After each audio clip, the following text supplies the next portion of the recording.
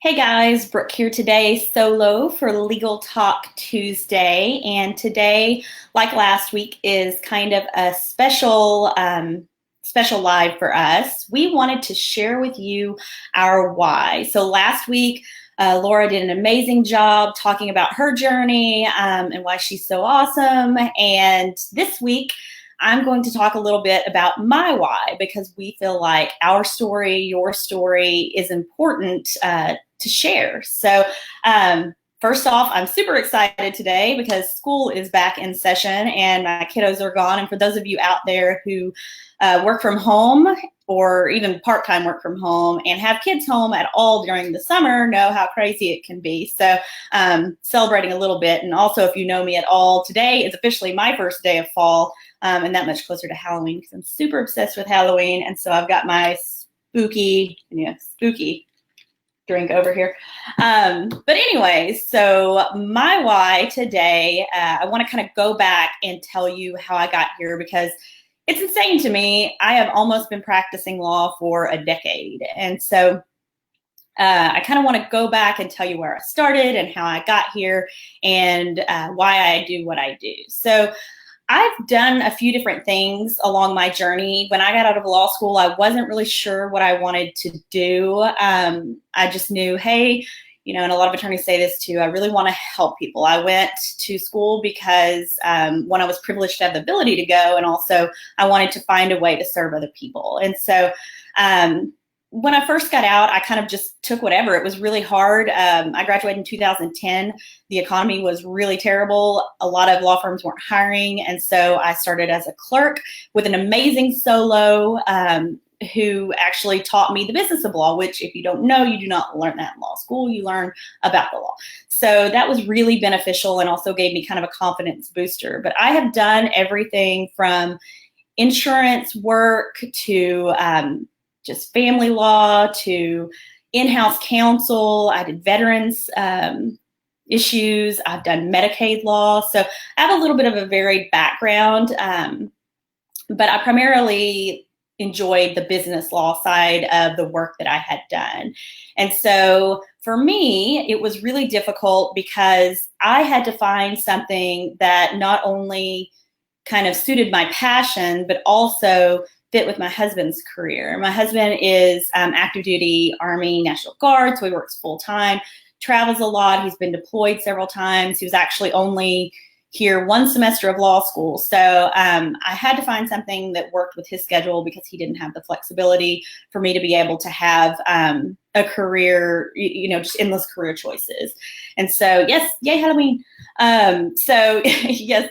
So I did a few different things. I really wasn't finding my niche. I really wasn't finding where I wanted to be. And so, I had started my own practice and really quickly found that that wasn't necessarily serving my clients in a way that I felt was unique, in a way that I felt they needed me to serve them. So we often say we meet our clients where they are, and I really wasn't. And I'm not knocking other attorneys who do, hourly billing or have big fancy offices.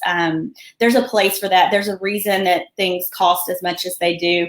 But there need to be other options available to people when they need legal services, as opposed to just, doing it yourself online, hoping that somebody will help you for free or coming up with $5,000 retainer. And so there just really needed to be a different way. So personally for me, it really took a toll on my health. I had clients coming in that I wanted to help.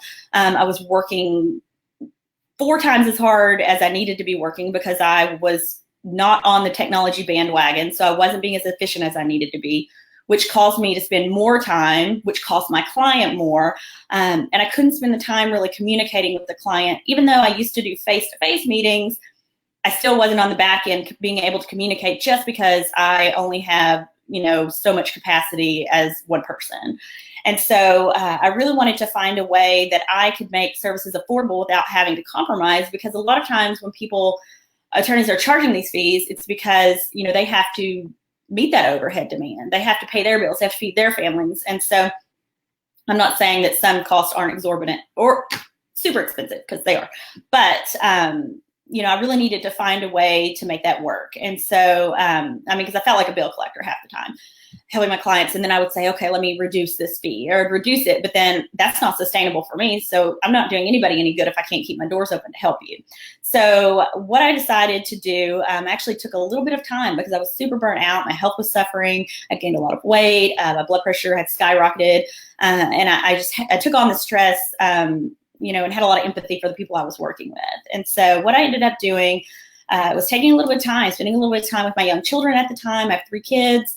And trying to figure out, what am I going to do? So the whole time I was, what is my purpose? What am I going to do? I want to serve people. And so maybe nonprofit, maybe this. And I looked everywhere and nothing really seemed to fit. And then I started volunteering and did some work volunteering with Access to Justice and learned a little bit more about limited scope representation, which is what we do. And limited scope representation is essentially giving you assistance with pieces of your case based either on your budget, based on your needs. So it's really customized to the individual, but it also allows me to tell you, this is how much this is going to cost. It allows me to be able to manage my time, to better communicate with you, to use technology to do those things, the regular tasks. So I'm not generating this huge overhead. I can actually, save you money at the same time. And so what I decided to do was set up this limited scope practice. And I thought, well, how am I going to do this? What is this going to look like? And so I had the services in mind. I knew I wanted it to be something that was convenient for you guys, that it was something that was affordable, that you didn't walk out after me helping you get a divorce and go file bankruptcy, that you could have transparency and accountability and, throughout the process, that you had somebody there with you, that you didn't feel alone. I wanted to be able to do all those things on a bigger scale. I wanted to help other attorneys do these things eventually. I wanted to be able to bring this to everybody in the entire state because I'm only licensed in Arkansas. So I wanted to help everyone in Arkansas.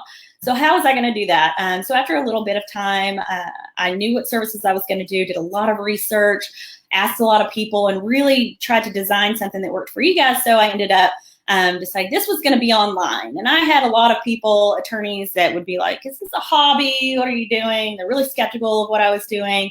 But I, knew this was, I didn't really care what other attorneys thought. I cared about what you thought. And I wanted to make sure that this was working for clients because you guys are who matter. So, I had this mission that I was going to make legal help accessible, convenient, affordable. You weren't having to, you could talk to me on your own time. You had a connection to me online through your phone, through your computer, however you needed to talk to me, that you didn't have to drive down and find a fancy office. You didn't have to come to Little Rock if you're in Batesville. You could do it from your own home. And you could also do it in payments. You could make payments. You could make it affordable and still walk away with quality legal help. And so that's what I'm really passionate about. I started it, kind of leapt into it, took a leap of faith, had this idea. Sometimes ideas don't necessarily translate to what you want, but we've had really great success. I was fortunate enough to have Laura O'Brien come on in 2017 and really help take this to the next level and provide amazing support for our clients, awesome services.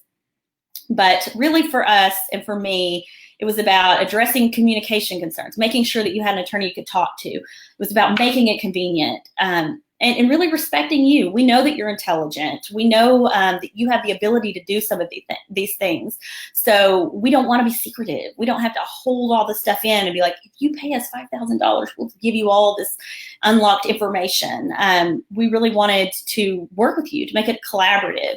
And so, that's what I set out to do and also save you money. So my purpose, my mission is really to serve you, to help you navigate a really unnecessarily complicated legal process. At the same time, I'm like you. I have kids, I have a family, I have passions, I have interests.